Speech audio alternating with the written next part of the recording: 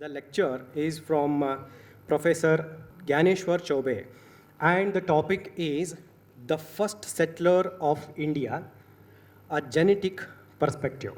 So I would like to invite Vijayalakshmi Madam to introduce Professor Gyaneshwar Choubey. Thank you. Good afternoon. ಎಲ್ಲರಿಗೂ ನಮಸ್ಕಾರ. ಇವತ್ತಿನ ಊಟದ ನಂತರದ ಮಧ್ಯಾಹ್ನದ ಒಂದು ಸಮಾರಂಭ ನಮ್ಮ ಆತ್ಮೀಯರಾದ ಪ್ರೊಫೆಸರ್ ಜ್ಞಾನೇಶ್ವರ್ ಚೌಬೆ ಅವರ ಒಂದು ಭಾಷಣದಿಂದ ಪ್ರಾರಂಭ ಆಗುತ್ತೆ. ಅವರು ಬನಾರಸ್ ಹಿಂದೂ ಯೂನಿವರ್ಸಿಟಿಯಿಂದ ಅವರು ತಮ್ಮ ಸೇವೆಯನ್ನು ಅಲ್ಲಿ ಸಲ್ಲಿಸ್ತಾ ಇದ್ದಾರೆ. ಅವರು ಅವರ MSc ಡಿಗ್ರಿಯನ್ನು ವಿ ಬಿ ಎಸ್ ಪೂರ್ವಾಂಚಲ ವಿಶ್ವವಿದ್ಯಾನಿಲಯದಿಂದ ಪಡೆದಿರುತ್ತಾರೆ ಮತ್ತು ಅವರ ಡಾಕ್ಟರೇಟ್ ಪದವಿಯನ್ನು ಯೂನಿವರ್ಸಿಟಿ ಆಫ್ ಟಾರ್ಟು ಎಸ್ಟೋನಿಯಾ ಇಲ್ಲಿಂದ ಪಡೆದವರಾಗಿದ್ದಾರೆ. ಅವರು ಅನೇಕ ಕಾಲಗಳನ್ನು ಹೊರ ದೇಶದಲ್ಲಿಯೇ ಕಳೆದಿದ್ದಾರೆ. ಅವರಿಗೆ ನಮ್ಮ ಭಾರತೀಯ ಸಂಪ್ರದಾಯ ಮತ್ತು he is more interested in both our Indian tradition, mythology of Mahabharata and Ramayana. He has many of his foreign publications, most of them related with the genetics, where we go back to our inheritance and we look into our genes from where we have inherited, which is not apart from our language. It is with the language also we relate our most of our talk or speech or our language part also. He has a lot of works on COVID also, COVID-19, where he has done the papers on impact of linguistic and genetic isolates of India. Then other papers are like genetic and linguistic non-correspondence with the tribes of South Asia, and many of these works are related to the genetics and to the field of genealogy, where we have if you look into the historical perspective of the languages, we go back to the genealogical classification or the genetics of the language. I now ask our speaker of the day, Sir Gyaneshwar Choubey, to take the stage and take us into the world of Nyan, where we will get into our ancestral development of the day. Thank you, sir. Thank you, madam, for your kind introduction. First, I would like to congratulate all of you for your 54th Foundation Day. And it is a great honor for me to be here. And also, I am speaking in front of the legacy, like Professor Mishra, who is sitting here, and some of them were there earlier. So, this is the question which we ask from the beginning. And this is one of the questions which is around 150 years older, that who are we and how did we reach here? So today's talk is clarifying three questions, three basic questions, and thanks to the technological advancement, because of that, we could able to reach to this answer.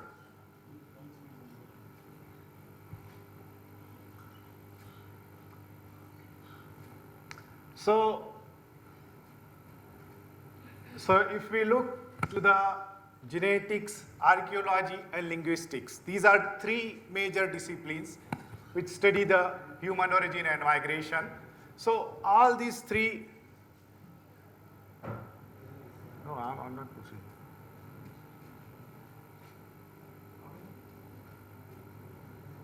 That's fine. Yeah, that's okay. So all these three disciplines, they tell different stories. Why? Let us see. Archaeology says that the earliest human was found even 74,000 years back. There was Toba eruption, and Toba eruption has not erased the humanity to South Asia. So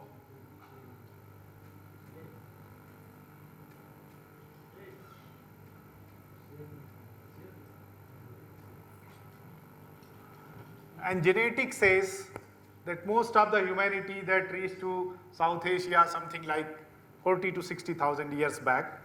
And the South Asian genetic ancestry is mostly autochthonous. It has originated in the subcontinent. Whereas, it's not moving. I'm sorry. Yeah. So whereas linguistics says that none of the language which is being spoken currently in India actually originated in India. There are some discussion about Dravidians, otherwise the other language families, they have originated out of India. So if we look to the, most of the part is being spoken by Indo-European language family, Indo-Aryans. The South India is mostly restricted with the Dravidian language family. There is Austroasiatic in the pockets, and also Tibeto-Burmans at the Himalayan fringes and northeastern part of India. So why genetics is needed? Genetics is the information which comes from our DNA. So this DNA is usually present in all our cell. We have around 37.2 trillion cells in our body. Each and every cell has DNA, and this DNA has information about our previous ancestry, which goes back to several thousand years. So what we do, we use three kind of genetic markers. One is mitochondrial DNA, second is Y chromosome, and third is autosomes. So mitochondrial DNA, when we study the mitochondrial DNA, we could tell the history of maternal ancestry. So mother, grandmother, great-grandmother, then so on. But the information about these people who are present in our genetic tree, that is impossible to know by mitochondrial DNA. Similarly, for Y chromosome, we could get the information about the paternal ancestry, father, grandfather, great-grandfather, and so on. But then these missing information, how do we know? So these information usually comes from autosomes, which we receive 50% from our father and 50% from our mother. So by using this information from mitochondrial DNA, Y chromosome, and then autosomes, we construct the trees. So this is an example of tree. These are two different trees, and here you see that the tree which has longer branches, it means that mutation has accumulated more, so it has taken more time to accumulate. So this tree will be older than this tree, and the mutation is this. As many of you know, and some of you may not know, that our DNA is made out of 4 base pairs, A, G, C, and T, and these 4 base pair sequences actually makes our whole DNA.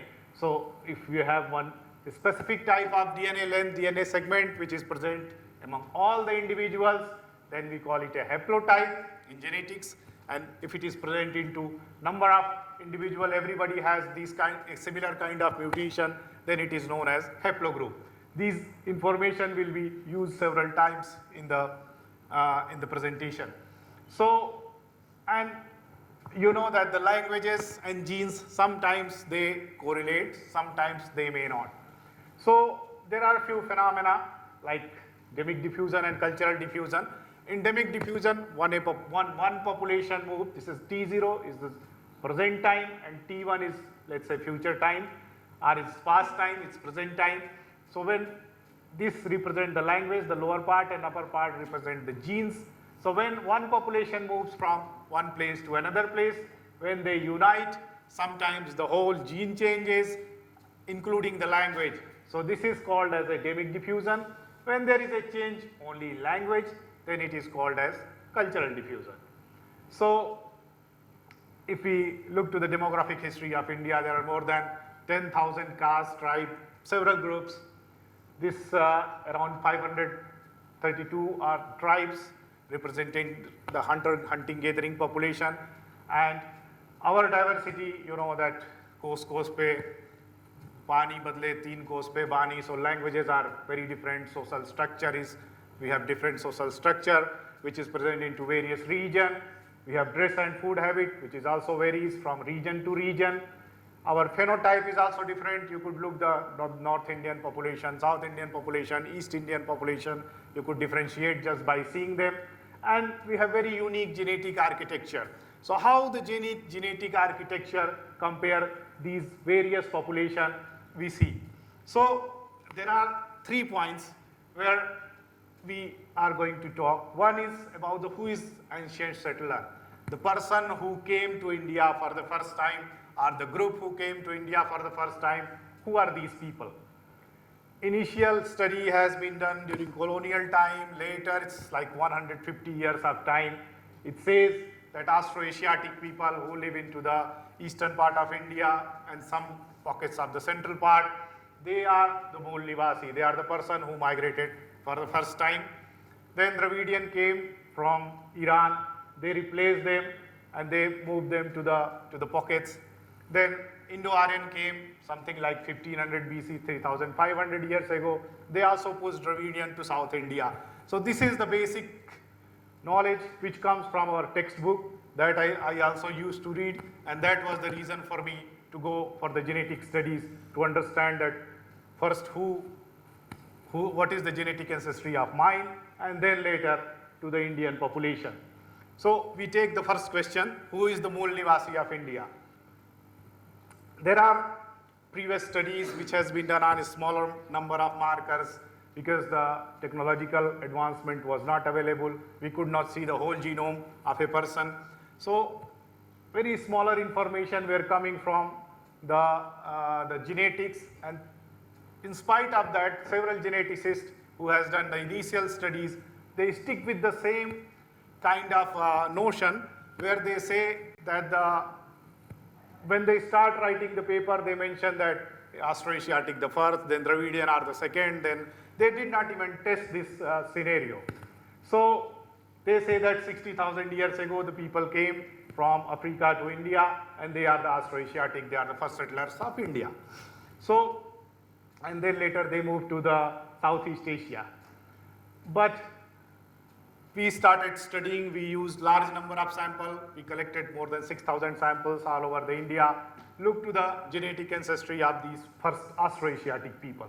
If they are truly the ancient settler or the first people who came to India from Africa. So this is their mitochondrial DNA. Here you see two colors, one is red, another is green. So green color represents South Asian ancestry and red color represents Southeast Asian ancestry. So this is Southeast Asian population and this is South Asian population, and Austroasiatic is here. You can see that whole of the Austroasiatic, they have the green color. What does it mean? It means that they have 100% maternal ancestry related with South Asian population.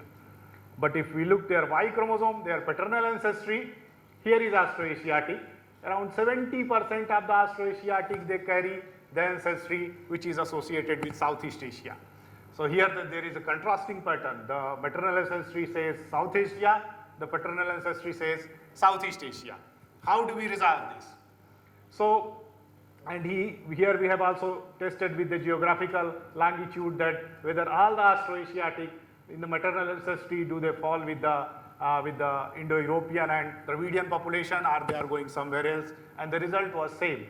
So this is a normal analysis which is called principal component analysis. Here what we see that the population who are related with each other, they would fall together. Population who are not related with each other, they would fall further. So here these are the European population, these are the Indian population up to here, these are the Southeast Asian, East Asian population, these are the Tibeto-Burmans population, and these are the Indian Austroasiatic population. So people who are in this line, they would have predominantly South Asian ancestry. People who are present here close to this place, they will have Southeast Asian ancestry. And where is Austroasiatic? Austroasiatic are here. What does it mean? It means they have some degree of ancestry which is also associated with Southeast Asia, but majority of their ancestry is associated with the Dravidian population. So in this further the admixture analysis, here you see different colors. One color represents one kind of ancestry. Here you see that the South Indian population predominantly this blue color, then green color, then darker blue color, and then some other colors. North Indian population, Pakistani population, then there is North Munda and South Munda, they are the Austroasiatics. Their neighbors, Gond and Nihalis, and these are the Southeast Asian population. What is striking here that the South Munda, North Munda, including some Nihalis and Gonds, they have one ancestry which is predominant into Southeast Asia, this maroon color or red color ancestry, which is present into Southeast Asia. So it means that male population of these region has migrated here and mixed with the locals and then produced the Austroasiatic population. And we have also estimated the time of admixture, when this admixture has happened, something like 2,200 years to 3,600 years back, this migration has happened. We have used the Y chromosomal tree, and this whole biggest Y chromosomal tree, which is mostly present into Southeast Asian region, only there were few branches, they were present into the whole Austroasiatic, the 70% population of Austroasiatics. And here we have also tested that whether there was a one group of Austroasiatic which has migrated to India or there are several groups. So we identified there are 4 founders, there are 4 different groups of Austroasiatic group who has migrated to India and had mixed with the local population. So the question is, who is the ancient settler of India? And here you see, this is the whole Indian picture. Here you could see the green color, and then the green color is representing the basic South Asian ancestry, and here you could see this basic South Asian ancestry, in spite of the fact that in some population it is very high, in some population it is very low. So if you would ask me who is the ancient settler of India, I would say that every Indian person either living in east, west, north, south, wherever, even if you pick anyone from northeast India, just do their DNA analysis, at least 30% of the ancestry would be of that particular person would be associated with the basic foundation of Indian population. So everyone in India is the ancient settlers, not like the Austroasiatic. This was the divide that has been used 150 years back by the British Raj, and that was going on with but thanks to the technology that we have the answer of this question. So if we see that there are Indian population and there are several languages, there are several kind of phenotypic differences, but do they share a common ancestry? Do they all have a common base which is associated with them? So if we look to the mitochondrial DNA, South Asian has their own, the Chinese people have their own, Oceanian have their own. So every population have their own kind of ancestry, and if you see the South Asia, you see that everything is coming from the north. So 60,000 years ago, there was a big population expansion in South Asia, and every group has reached to the different region of South Asia. The number of population of South Asia carrying the real people, the real population was very high even 60,000 years back comparing to any other part of the world. Even there are some lineages associated with the West Eurasian population. These lineages are also very deep, something like 20,000 years back. So there is no very recent ancestry which we could associate with the East Eurasian or West Eurasian, but some of the population, they have the very asymmetrical kind of gene flow. For example, like Austroasiatic, that only male population has migrated from Southeast Asia. So here if we see the mitochondrial DNA, you could compare the world population, you could see there are several groups in India comparing to any other part of the world. Similarly, in Y chromosome, there are some groups which are present only into India, but some groups are also shared with the West Eurasian population. One example is R1A group that we talk later. So here, if you see that the humanity, the modern human has originated into Africa, there should be stepwise process by reaching to South Asia, Southeast Asia, then Australia. But the group that is derived directly from the Y chromosomal root, that was found into Southeast Asia and South Asian region. Why? Because initial migration was very fast, and then the population got sheltered here, then again expanded from here to the other region. This is not our paper, this is a paper from Sanger Institute. So if someone thinks that we only say that the population of India has indigenous origin, this is not correct. Even the people who are working in this region, they say the same thing. And if we look to the basic, the Y chromosomal expansion that has happened into this region, and then the Y chromosomal origin has shown that the population of this region has expanded to all other part of the world. So this is all about the R1A. There is a question that many people say that R1A has originated into the steppe belt region, then it has been brought by the invaders to India. But here if we see, the Gangetic Plain region is the origin of the 95% of the R1A. So this is the R1A, which has originated something like 4,000 years back into the Ganga basin, and that has autochthonous origin. And if we look to the connecting thread which could associate the South Asian linguistic or genetic diversity, here we see there is a one branch which is coming from the node, and then all the population of India are connecting to this branch, whereas you see the Pakistani, some people are here, some population are here. So a single branch, a single foundation is actually connecting the whole South Asian population. So our next question was whether there is a continuity of our population which has let's say 2,000, 3,000, 10,000, 20,000 years older, or there is a discontinuity.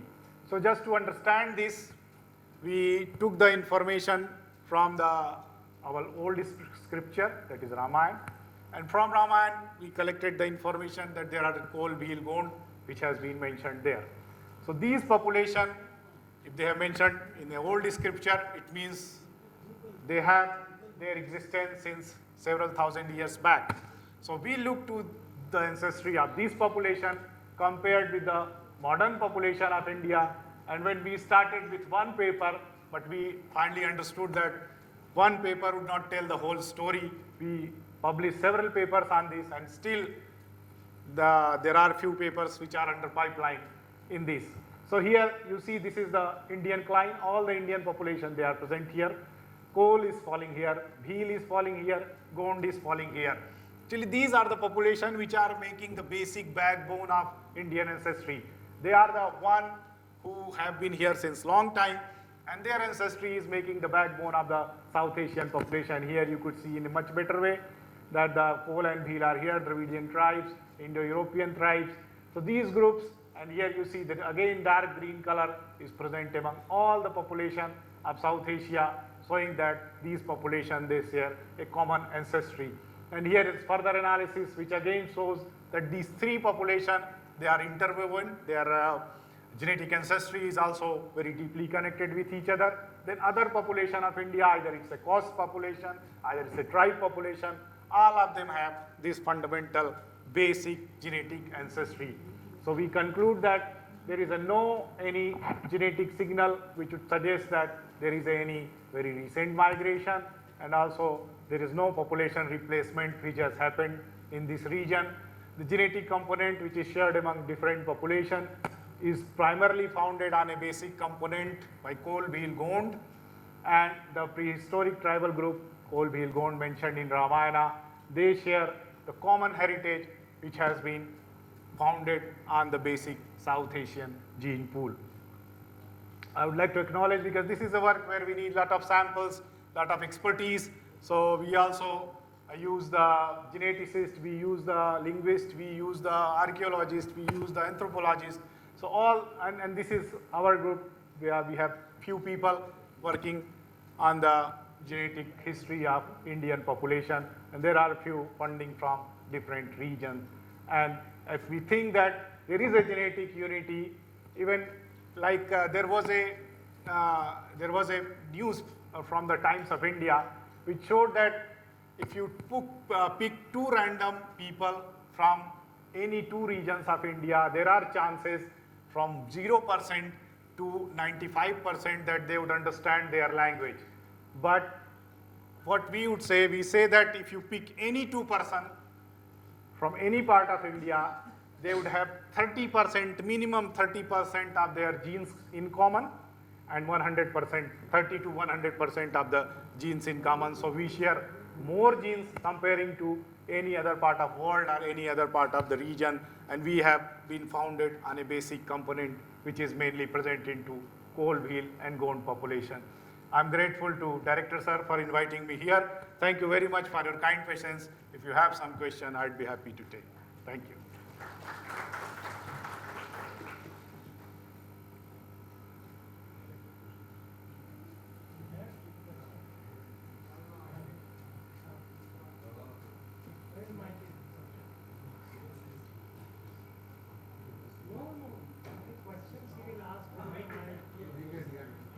Yes, sir. Yeah. On the basis of RNA, what can we say? So 99, yeah. Which is more conclusive, the mitochondrial DNA or the Y? Y chromosome is more conclusive because the movement of males are much higher comparing to the females, and if we see the mitochondrial DNA of whole India, we don't see any change after 30,000 years back. But R1A question is 95% of the Indian R1A is Indian, which has originated something like 4,200 years back. There are 5% which could connect to other regions like West Eurasian region, steppe region, but only just 5%, not more than that.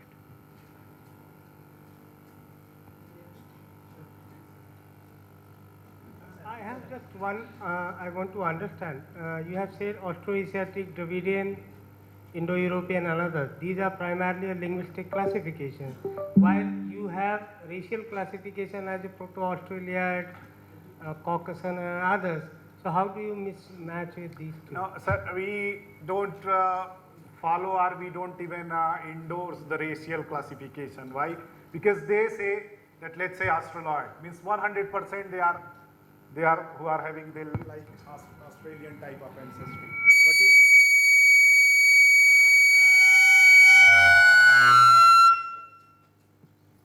I'm sorry.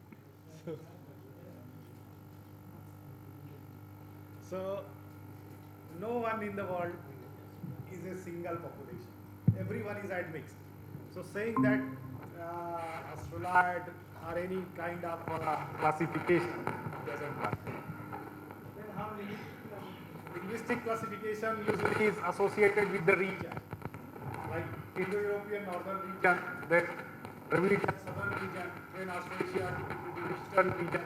So the best thing in India is like if we divide with the region, like east, west, north, south, or even central, is that works perfectly. But to make people understand, we use the linguistic classification.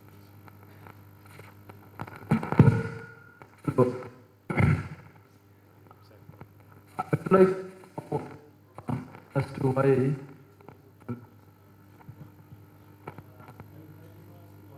not included in your talk.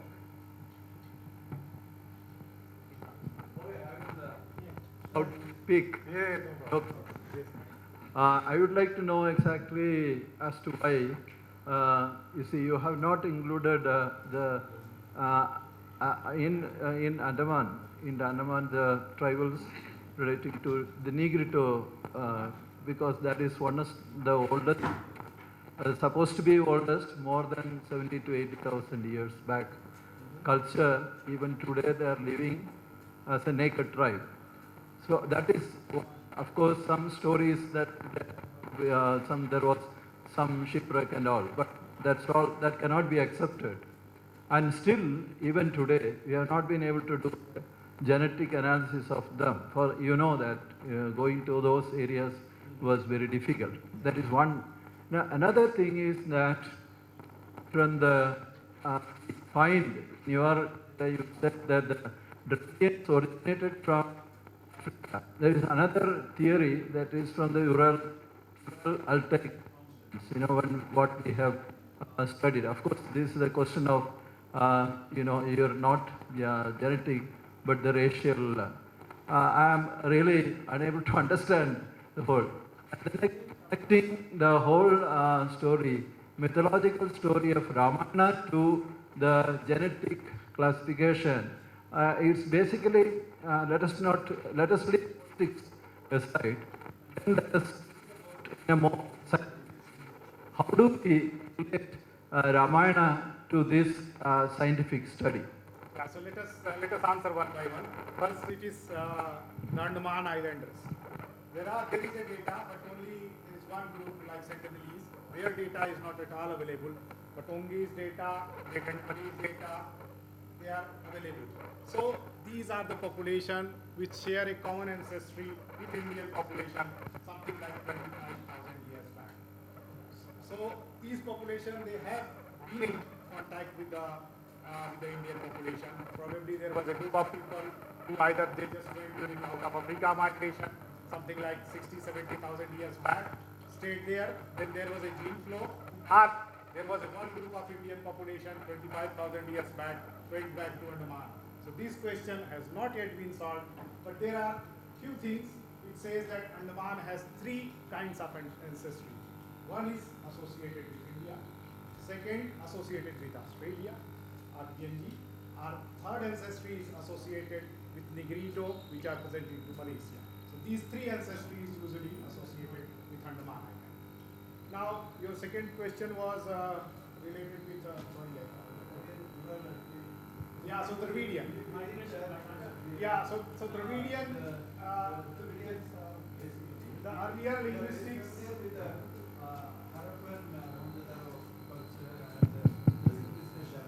Right. So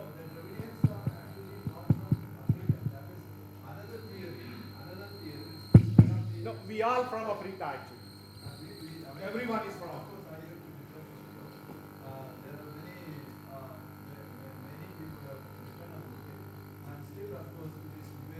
No, I mean this is everyone has accepted that modern human has originated to Africa, then moved out of Africa. There is no question on this. Linguistics also support this. Okay, geneticists also support this. Then archaeologists also support this. But okay.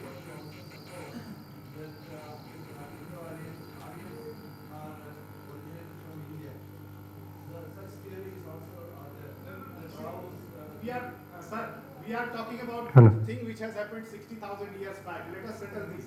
Then we come further, like 20,000, 10,000, 5,000, 3,000, 2,000. But let us first settle. Let us not talk about Indo-Aryan. Okay. Let us talk about the first human which has settled to India, and that came from Africa. This is 100% correct. So if you have some argument about this, please go ahead. But there should be some solid work. There is no work at all.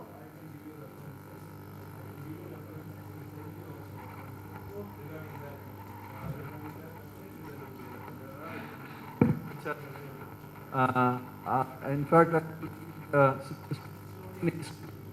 in US, we have got data, also references regarding this. I also reviewed it was published in the Journal of Statistics also from Calcutta, that journal, a review of the origin of the human population. So that article also I have referred to it, and then the question to connect Ramayana, that I would like to know. Not because it is science. We cannot be from science. Let us not bring in political issues here. No one is bringing politics. Here we are bringing the solid data, and that data what tells, I'm telling you that information. It may change tomorrow, or it may change even after 20 years. But what is the current common consensus? That's what I'm telling you. And there is also no one in Smithsonian that I know that who said that the human has not migrated out of Africa. So if we bring Dravidian, this is not older than, let's say, 6,000 years. And we are talking about the thing which has happened 60,000 years back. So let us leave this 60,000 years back migration. You may have your own assumption or your own studies about it, but what majority are there, they say that there was out of Africa migration, and all non-African people, they derive from a migration which has happened from Africa to rest of the parts of the world. Okay, second thing is about the media.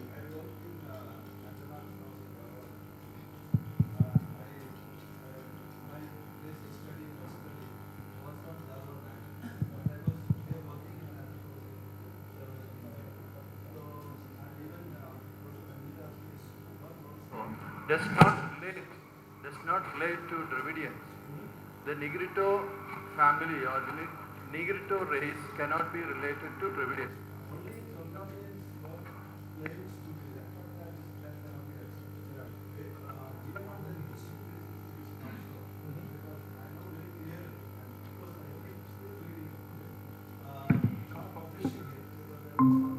Issues not allowed. I have the data with me. That was many years back. Anyway, one point is that we cannot actually relate To Dravidian. and Vedda, another tribe in Sri Lanka. You might relate them to the Dravidian base. So we have the Vedda data, and what Vedda says that they have some Iranian kind of like U7 ancestry. So Vedda is also mixed population. It is not very very unique or very different kind of isolated population. They are isolated, but still their genetic ancestry is shared with various kind of population. And here in Chola are supposed to be very old. They are supposed to be very ancient. And they are even today they live in caves. And of course, this genetic study is recently property, which needs to be done to establish. Yeah, definitely. How far it is true, I understand. And even if we bring the Indo-Aryan question, there was no major migration to India. So far the data says the same thing. There is no major migration to India, that a flock of people has just came to India, replaced Indian population. Only India is the region where we have several group of mixed. There is nothing like a replacement. In Europe we see replacement. In Australia we see replacement. There is no replacement which has happened into South Asia. There is no huge group which has migrated, let's say 5,000, 10,000. Our whole system has already settled. We have got relic groups. The relic Jarva is a relic group Yeah, definitely. found in the Bay of Bengal. And the Three communities, both Jarvas, Ongis and Andamanis. And Andamanis also had many groups also. Then you have got Mongoloid group, which is distinctly different. Even culture-wise also they are distinctly different. So that's the reason why I asked this. Yeah, the Nicobaris and then the other group which is there in Andaman, they share their very close recent ancestry with South Asia, not with South Asia. Thank you.